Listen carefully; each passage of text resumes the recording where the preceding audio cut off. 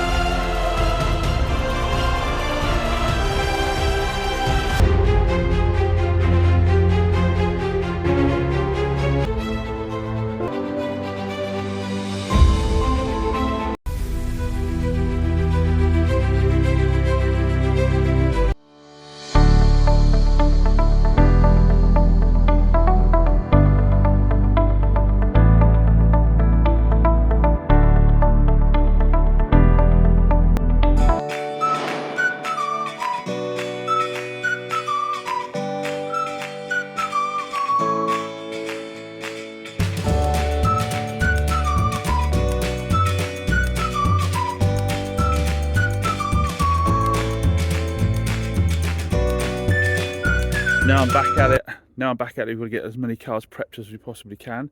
MG3 is back from MOT. Failed MOT on wiper blades and washers. Washers just needed filling up. And obviously we'll replace the wiper blades. Should have picked up on that for you, but took it down really. Advisory for 2 tyres. So I'm going to take the wheels off, go down and get those done. So that's a good result on that. We've solved the noise in the engine bay with a replacement aircon pump and a new auxiliary belt. So the noise has gone on that. All good to go. A little polish, we'll get it out for sale. Oh, we've got a replacement seat as well. We're going to swap the seat out.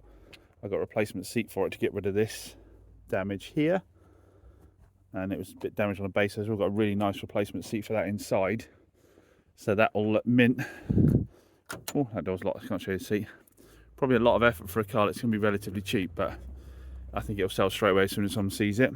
And then Petey's got the Audi A6, which again, very little on failure. Failure on headlight bulb and a pair of tyres. Well, no, they weren't fails, they're advisories. So it's only actually the headlight bulb was the only fail on it. So it just needs we don't do advisories, do we? So we'll get the tyres done. And then we noticed the rear washer wasn't working, all that. It needs a new little nozzle on here for the rear washer, and that one's ready to go. So 2 decent results there on MOTs, nothing too outrageous with either of them. Oh, and the Suzuki Vitara, the black Suzuki Vitara we had, is also down having a couple of tyres. That's all that needs for its MOT as well. So some nice results there. A couple of bits of stocks come in while I've been away. We've got in 2018 1.2, what the hell is this? Citroen, only done 45,000 miles, I think. It's a Citroen C3 Aircross. It's had its belt just done. It's got a full service history. It's just had its wheels refurbished, diamond cut refurbished.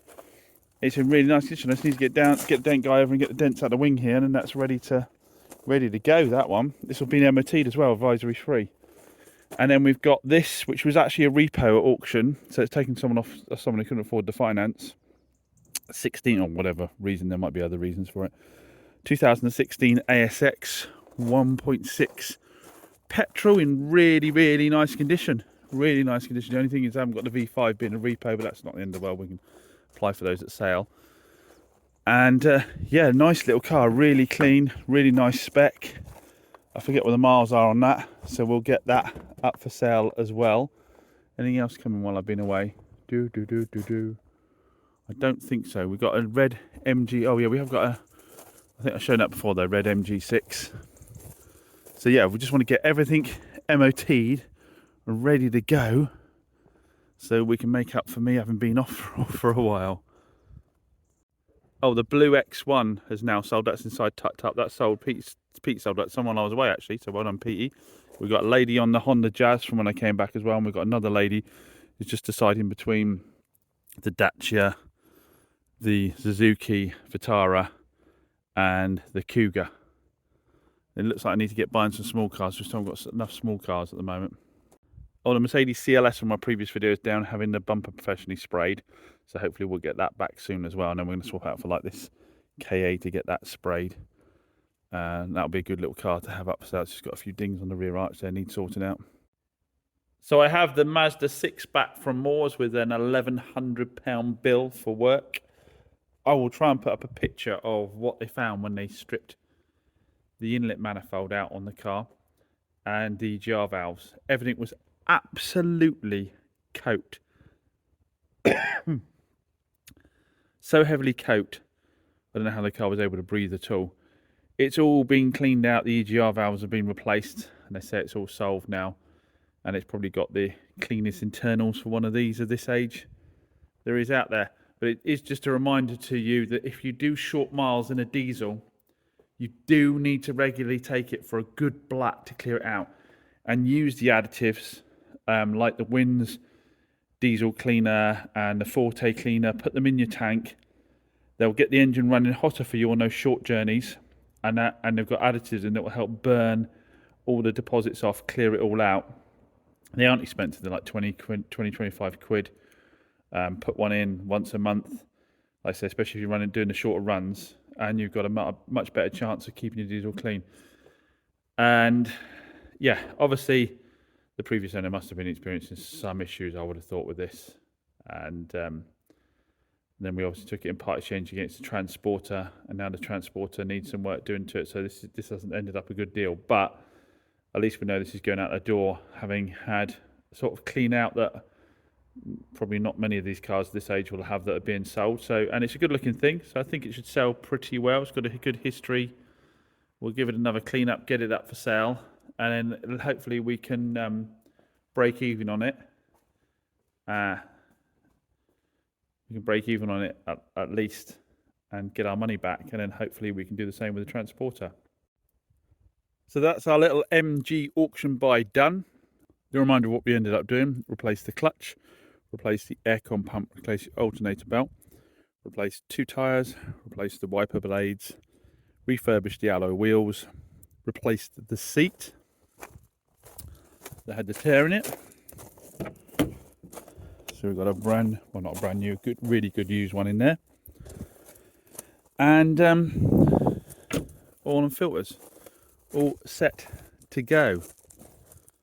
And for the price we've got it up for, I don't think you could do much better, really, could you? I mean, what's going to come up on your car of this kind of age? A clutch is probably one of the biggest repairs you'd have to do. So that's all done and dusted for you. Now that's good to go for a long while. We've got that 1.5 change-driven engine, which is proved to be reliable little units. It's all serviced, ready to go. You've got your fresh MOT on it. You know, you've got good rubber all round. Yeah, for this price point, I think it's a cracking little car. We just need to find another 10 like it now, don't we? Here's the X1 all tucked up, ready for pickup from the new owner.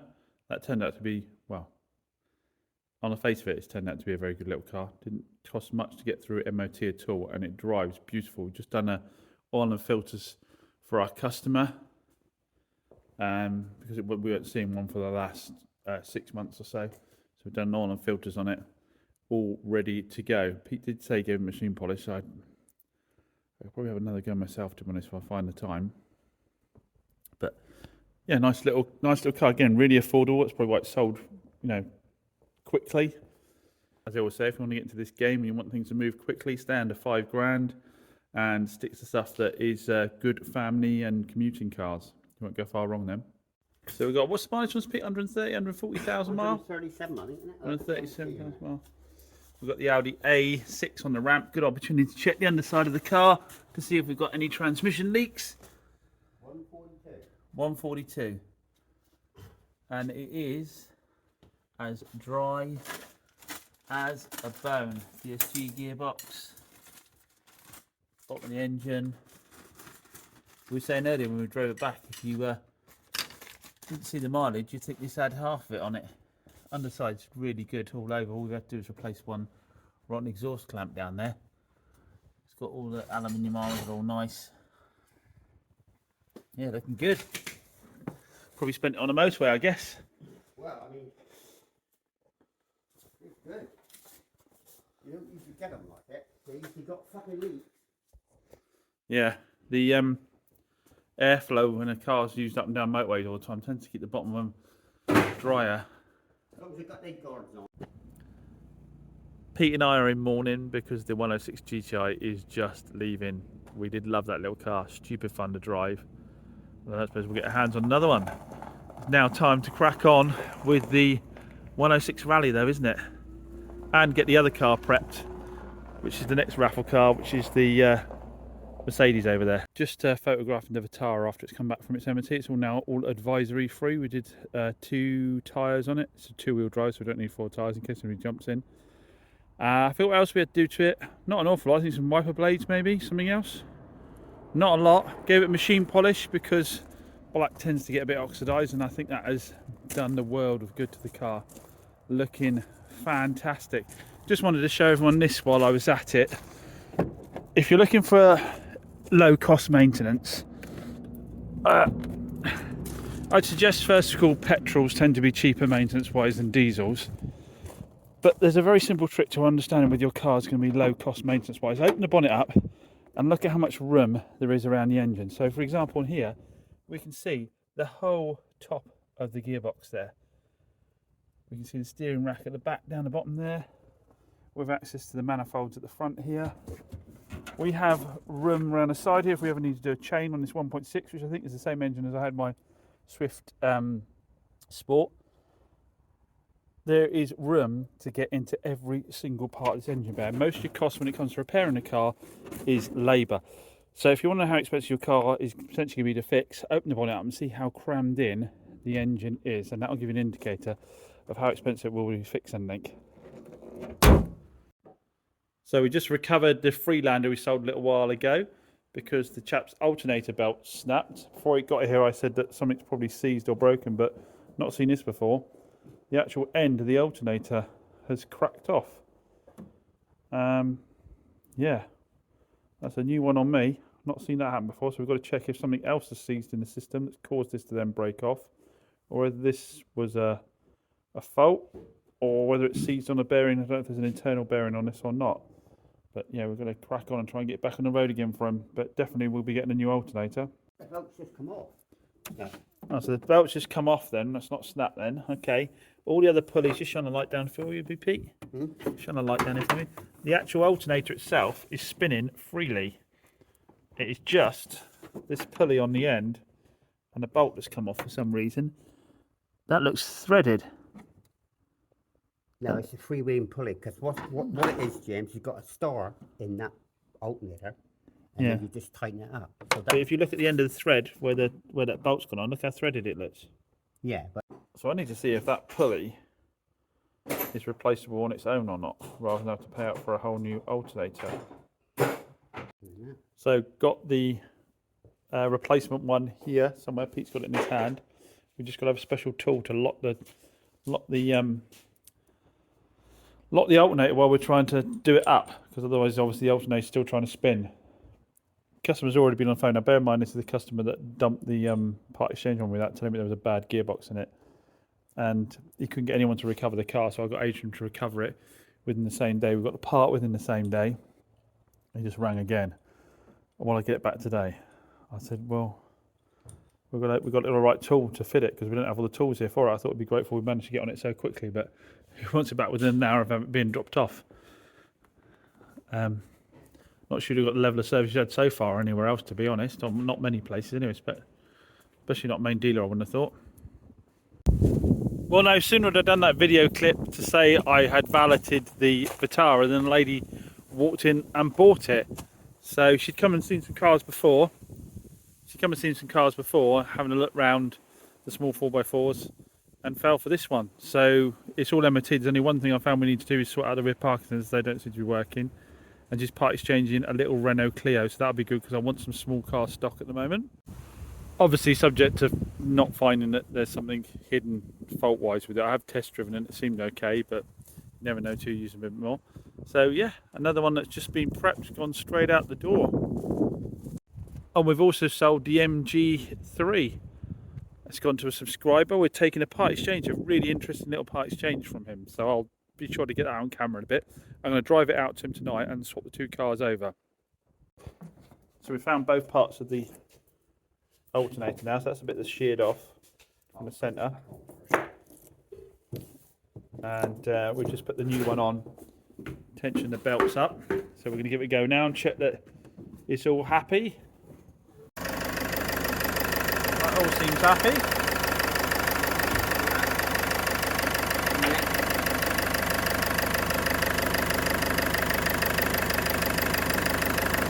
Beautiful.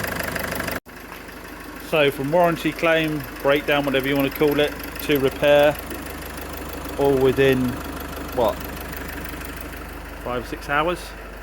Got it picked up, got it fixed. I'll let them know it's ready now for him to come pick it up. I would have dropped it back to him, but I've got to drop a car to someone tonight myself. So all good to go, nothing chargeable on that one. Of course, remember, under the law, if a dealer can prove though that obviously that wasn't at fault at point of sale, which it wasn't because it's run for 2 months, they aren't obliged to change things like that. But obviously you could argue that it might be failing at point of sale on its way out. It could go either way, couldn't it really? But obviously for me, this is marketing. This is get this back to the customer quickly. Anybody asks them about a car going forwards, you would hope they would say go see James. So customers come, picked up their Freelander, very happy about it. He was surprised enough to pay a nick, so that's always a good result. He's happy. And cracked on with the Vitara here, had it up on the ramp, cleaned it all down. Pete's treated the underside, which I said I'd do for her. We hadn't agreed on a filter service change, but we checked the book and it's due one fairly soon, so we've done all the filters for us, so that's a nice surprise for us as well. I just put on gave her a ring. Oh, because the other thing we sorted out was the rear parking sensors weren't working, which turned out just to be two very poorly twisted together wires for an aftermarket sensor kit. I told her it'd be ready by Wednesday. It's now Saturday. I told her it'd be ready by Wednesday next week, and she said, oh, if you get it ready for then great, because I've got a trip away. I've been able to ring her this morning and say we're all done, we're good to go, so she's well happy about that. Again, always overestimate the time frame, and then if you deliver quicker, people think you're great rather than vice versa. You know, there's always things that can hold you up with cars. So although we thought we'd get it done quite quickly, we said Wednesday, we thought we'd get it done quicker, and now she's happy rather than said, oh yeah, we'll probably get all that done in the morning, then something crops up and it gets delayed. So hopefully she says she's going to come pick it up today. So that'll also, we want it out of our way quicker as well, to be honest. We don't want it sitting around when it's sold. We need to get other cars in and get cracking on with the work, don't we?